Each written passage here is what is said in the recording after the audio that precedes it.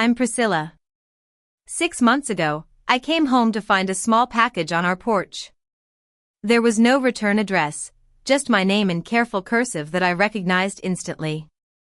Inside was a photo from my sister Vivian's wedding, a picture I'd never seen before. I was in the background, holding a tray of champagne flutes, my face turned slightly, eyes focused on something just out of frame. On the back of the photo was a note with 2 lines, "I looked right past you that day. I see you now." No name, no signature, but I didn't need one. This photo brought back a flood of memories, taking me back to a time when I was planning my own wedding. My family comes from an upper-middle-class background. My parents, Richard and Isabella, are very concerned with social status and appearances. My father is a successful businessman, and my mother is involved in various social clubs. They always want everything to be grand and showy. I've always been the quieter daughter compared to my sister Vivian. She's the life of the party, the center of attention. At Vivian's wedding, which was a huge, lavish event that my mother still brags about to her friends, I was not a part of the celebration in the way I should have been. I wasn't a bridesmaid, I wasn't even seated with the family. Instead, I was stationed behind the floral archway, holding a clipboard and a walkie-talkie, making sure the buffet didn't run out of canapes and that the band didn't start too early. I remember the cheap, uncomfortable shoes I wore that day, which gave me blisters by the first dance. And Vivian's dress, a hand-beaded, imported silk gown that cost more than my entire college tuition. My mother adjusted the train of her dress just before the ceremony, with tears in her eyes as if she were crowning royalty. When I tried to step into the room for a photo, she whispered, "You'll get your turn."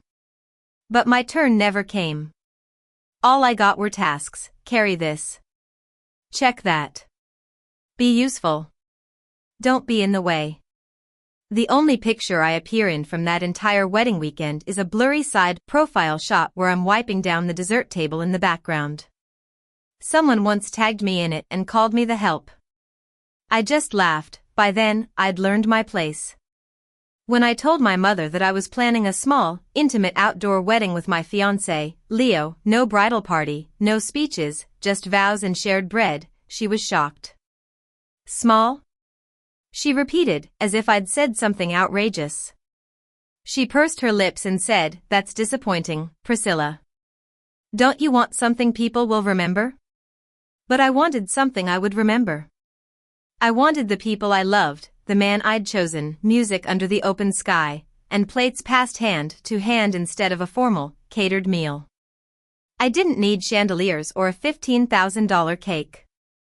A few weeks before the wedding, I called my mother to invite her. She didn't cry.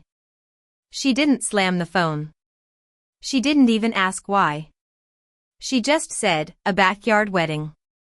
That's not a real wedding. That's a picnic for the lower class." Then she hung up. In that moment, I knew she wouldn't come. It wasn't because she was sick, or the date didn't work, or there was a family emergency. She wouldn't come because, in her eyes, my wedding wasn't grand enough, wasn't showy enough, and didn't offer her a chance to show off. After that call, I sat on our porch for a long time. The old wood dug into the backs of my thighs, and the cold autumn air cut through my sweater. I held the phone in my fingers, hoping it would ring, that she would call back and say it was a joke. But the silence was thick and unyielding. Leo came out eventually, carrying 2 mugs of coffee. He didn't ask what happened, he didn't need to. He just handed me the mug and sat beside me, letting the steam rise between us like a curtain of quiet understanding.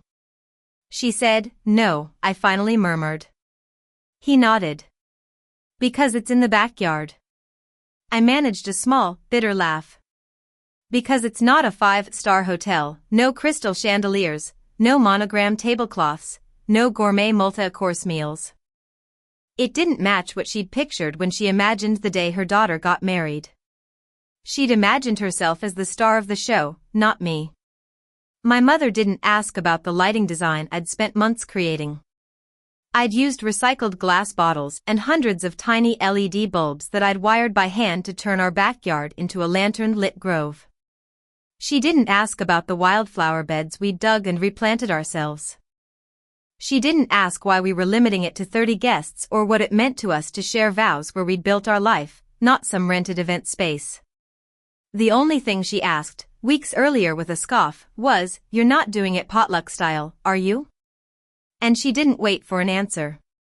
It's strange, isn't it? The way some people cheapen a wedding. I still sent her a printed invitation, embossed, with a lavender scent and tied with a silk ribbon. No RSVP ever came. The morning it arrived, she texted me, "Looks like something a DIY enthusiast made." I almost laughed. She'd probably forgotten that I'd always loved doing things myself. What do you do when the person who raised you tells you, without screaming or cursing, that your life doesn't measure up? What do you do when your mother decides your most meaningful day isn't even worth a short drive? You grieve. Then you keep going. On the morning of my wedding, the sky was a soft gray. It wasn't threatening, it was the kind of gray that made the colors of the flowers stand out even more. I stood barefoot on the back porch, looking at the rows of mismatched chairs we'd borrowed from neighbors, each tied with scraps of dyed ribbon. The wind picked up slightly, making the paper lanterns we'd strung between the trees dance in silence. Inside, my friend Lily was steaming my dress. It was a simple, soft ivory gown with pockets that she'd sewn herself. Every seam was a small act of love. Leo's cousin was setting out place cards on the long wooden table. There was no fancy calligraphy or gold embossing, just names printed on seed paper so each guest could take theirs home and plant something. I walked through the space slowly, touching each chair, each glass jar filled with herbs and field flowers. These weren't just decorations, they were decisions, expressions of our love. There was no bridal suite, no makeup team, just me in front of my bathroom mirror. I twisted my hair up into a loose knot and stuck 2 daisies behind my ear. When I stepped into the dress, it felt like armor, not to defend myself, but to hold myself together. Lily caught my eye in the reflection. "You okay?" I nodded. "I think so." She came behind me and adjusted a loose strap. "You look like yourself." "I've never felt more like myself," I replied. At 4:30 in the afternoon, the ceremony began. There was no prelude, just the sound of birds, the wind, and the creaking of the gate as the guests entered quietly and respectfully, as if stepping into a precious memory being made in real time. Leo stood at the end of the aisle, which was just the garden path, wearing a charcoal suit and a nervous smile. His hands shook when he saw me, and mine did too. We didn't have an officiant. We didn't read from a script. We spoke to each other, from the heart, not to the audience. I don't remember exactly what we said, but I remember what it felt like. It was like standing still for the first time in years, like being truly heard by someone who wasn't waiting for their turn to speak. After we kissed, everyone clapped, not politely, but wholeheartedly. It was my favorite sound. Dinner was served from large enamel pots, family style. There were no servers, no plated service, just bowls passed down the table. Laughter echoed off the ivy-covered fence, and someone hummed along to a Bob Dylan song playing through a borrowed speaker. When night fell, the lights came on. All those hours of wiring and careful placement paid off, and the whole yard glowed like a magical fairyland. Lily leaned over at one point and whispered, "This looks like a movie set." But it didn't. It looked like home. I knew that the people who were missing wouldn't see this. They wouldn't see the way Leo looked at me during our first dance. They wouldn't hear the toasts from people who actually knew us. They wouldn't taste the lavender lemonade or the apple pie or smell the cinnamon from the warm drinks. They'd just see pictures, and by then, it would be too late. We hadn't planned to post anything, at least not right away. Our friend Max, a filmmaker, not a wedding videographer, had offered to document the day as a gift. He shot it like a precious memory. No wide, sweeping drone shots, no slow-motion veil toss, just us as we were, setting tables, fixing hair, holding hands under the string lights. 2 weeks after the wedding, he sent over a short film, 90 seconds long. There was no narration, no captions, just soft, slow music. It began with Leo wiping his palms on his pants before the ceremony, then cut to me tying a ribbon around a jar of wildflowers. The final shot was of us dancing barefoot on the flagstones with the paper lanterns swaying above like stars. It made me cry. I watched it 3 times alone in our living room before calling Leo Indiana. He didn't speak while it played. When it ended, he took a long breath and said, "He made it feel like something timeless." I nodded. "Do you think it's petty if I post it?" He smiled gently. "Sometimes petty is just the truth finally being told." So, I posted it quietly. No hashtags, no captions beyond the date and home. Love. And then I put my phone down and went to bed. By morning, the views had passed 25,000. By noon, it had crossed 50,000. By dinner, a writer from an indie lifestyle blog had messaged me, "Is this your wedding? Can we feature it in our next issue?" I was shocked. I hadn't expected that. By the end of the week, we were on 2 online magazines and a viral round-up article titled "The Most Enchanting Backyard Wedding You've Ever Seen." I didn't feel vindicated, not exactly. I felt seen in a way I hadn't expected to be. Not by strangers, but by people who saw the real me and our real love. And then the calls started. Vivian first. She left a voicemail that started with, "Wow," and ended with, "So, why didn't you tell us it was going to look like that?" Then a text from my aunt, "That wedding video is all over my feed. I didn't know it was yours." Stunning. Finally, my mother. No call, just a text. One line, "Is this the wedding I wasn't invited to?" I stared at the screen for a long time. Technically, she was invited, she just never bothered to answer. The next morning, she followed up, "You made us look terrible, Priscilla. People keep asking why we weren't there. You could have warned us." I read the message again and again. I wasn't sure what bothered her more, the fact that the wedding happened without her or the fact that it was beautiful. This wasn't about hurt feelings, it was about image. It had always been about image. I didn't respond right away. I wasn't sure what to say to someone who was more upset about being left out of the photos than missing the actual moment. But 3 days later, after Leo watched the short film again, this time with a glass of wine in hand and a long silence after it ended, he said softly, "You should let her see it.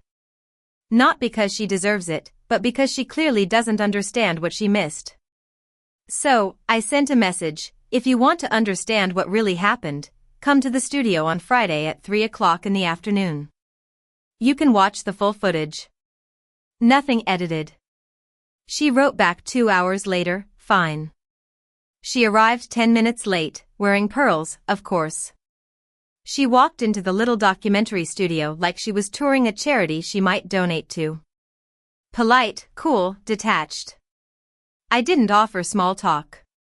I didn't hug her. Max had set up the screening room for us. Just 2 chairs, a small monitor, and silence. The lights dimmed, and I hit play. For the first 5 minutes, she sat with her arms folded. I watched her out of the corner of my eye, waiting for the scoff, the snort, the condescending chuckle. It never came. There was no narrator in the video, no music, just real sounds, footsteps on gravel, glasses clinking, someone laughing from the back row. My voice shaking as I read vows, Leo stumbling over his own. The catch in his throat when he said, "You make me feel like I've found my home." At minute 12, she shifted in her seat. At minute 18, she blinked hard. At minute 20, when the screen showed us dancing under the lights, the lanterns glowing like warm planets overhead, she exhaled like she'd been holding her breath. When the footage ended, I paused the screen, just a still image of the yard, empty chairs, and candles. It looked magical. I waited. She cleared her throat and said, "And you didn't mention it would be like that." I turned to her, my voice steady. "Would it have mattered?" She opened her mouth, then closed it. "I invited you," I said. "You declined." You didn't make it clear, she tried to say. I cut her off. I wasn't auditioning for your approval, Mom. I was getting married. She looked away. When she finally met my eyes, her voice was sharp and defensive. You made us look like we didn't care. I tilted my head. Did you? She flinched, a small, almost imperceptible twitch at the corner of her mouth, but she didn't answer. I stood up, walked to the door, and opened it. Thanks for coming. She lingered, half standing, then sat back down for a second. I didn't know it would be beautiful, she said. That's the point, I replied quietly. You didn't care to find out. She didn't hug me as she left. I didn't expect her to. But as the door clicked shut behind her, I felt something shift. Not closure, not healing, just clarity. I didn't hear from her for a while after that. No follow-up call, no long text, no backpedaling wrapped in half-hearted apologies, just silence. Strangely, it felt more honest than anything else we'd exchanged in years. I didn't go to Thanksgiving, didn't get an invitation for Christmas. No one said I was cut off, but no one reached out either. It was a quiet exile, the kind that starts as distance and settles into erasure. And I was fine. Not in the triumphant movie-ending way, but in the slow, grounded way, in the way you realize you don't have to keep chasing a door that never opens. Instead, I poured myself into work, into Leo, and into our life. The full-length wedding film was picked up by an arts collective in Seattle. They screened it in a gallery show titled Intimate Celebrations. We flew up for the opening. People cried watching it.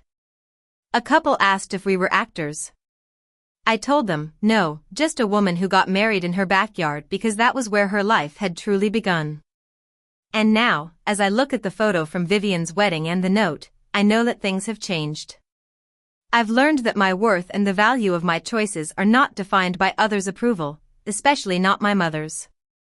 A wedding, or any moment in life, is made by those who choose to stay and share in its joy, not by those who demand a performance.